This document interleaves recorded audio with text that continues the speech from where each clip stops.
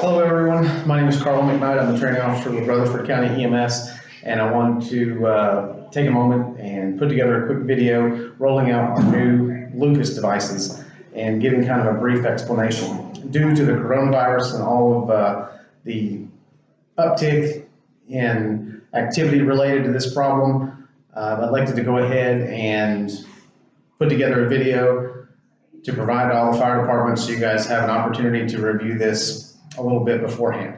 So the LUCAS device, we were able to receive off of a grant, an AFG grant, to purchase 6 of these, each for our frontline units and for Medic 1. So every one of our ALS units and Medic 1 will have a LUCAS device on board.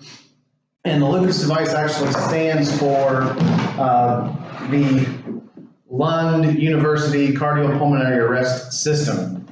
And it's a ruggedized device. It's essentially a CPR machine. It does compressions for us.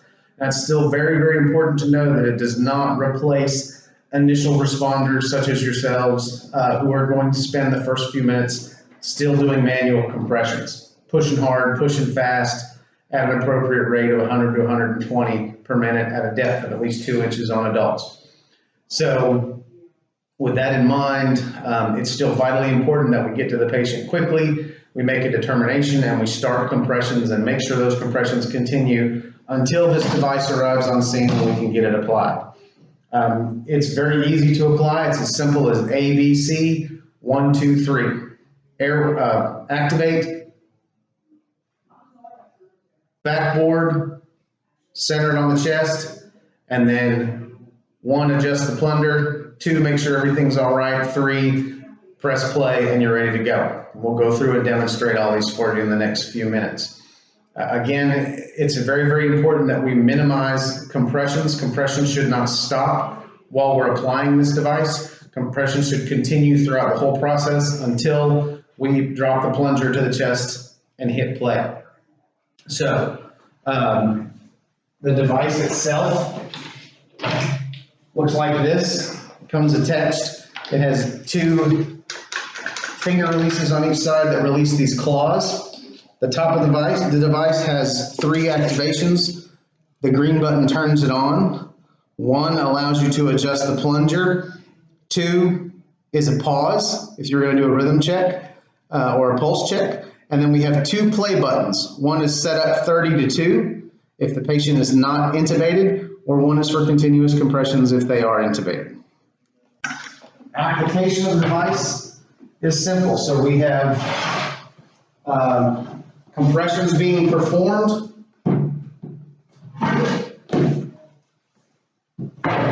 So CPR is being performed actively, and this continues throughout. We activate it. We apply the backboard. And at this point, the patient's arms go over their chest and stay there.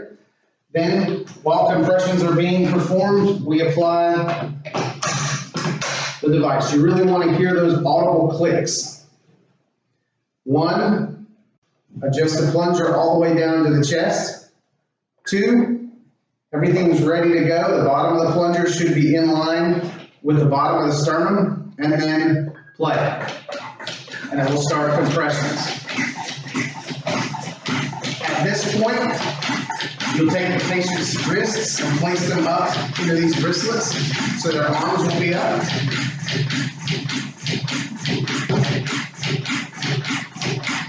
And you will apply a neck strap to help support the patient's head.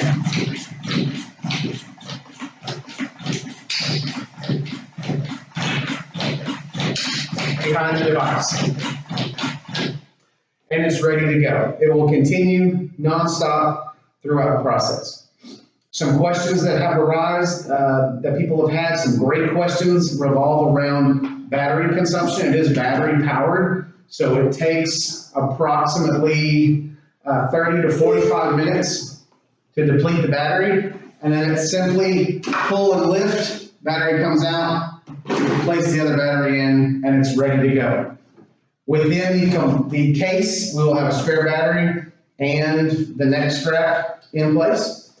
Also, if we're going to transport the patient, These are weight-bearing handles, so you can simply utilize this as a lifting point and grab the patient's belt behind the knees, and two people can easily move a patient. As far as they did not put a weight requirement or an age requirement on this device, it's simply stated over and over again, if it fits, it ships. So if the patient will fit inside the device, it's appropriate. So adolescents to adults. If you happen to place it on, let's say it's a small adolescent, you'll get a warning tone. So if their chest is not thick enough, you may get that tone. That means the device is not, they're too small or maybe too large to fit on this device, and we just need to take it off, move it to the side, and not use it. We're going to be keeping these in the in-out compartment of each ambulance on the side door, next to where you would get in and out of the side compartment of the ambulance to have access. If it's a known cardiac arrest, the medic crew should bring it to the door and be ready to deploy it. If it's a witnessed arrest or a problem, that's a situation where we might ask someone to go get the Lucas device. And you simply need to go get it, grab the whole device, and bring it. It has a backpack. It may or may not be plugged into a charging port. The charging port for the device is on the back here, so if there's a plug attached, just grab it and pull straight out to remove it, and bring the device inside. And once we apply it and utilize it, it'll remain in place and continue to be used. Again, thank you all very much for all of your assistance. We cannot, as just an EMS agency, we cannot have a good response to a cardiac arrest without help of responders like yourself, so we're going to be relying on each other to ensure good deployment of these devices. We're just glad that we have the ability now, based upon the grant funding, to be able to deploy these devices within our community. It's really going to benefit our patients and the people that we respond to every day. If you have any questions at all, please feel free to contact me, and I look forward to working with you guys. I hope this video was helpful. If you have any comments or anything, again, just reach back out to me. Thank you very much.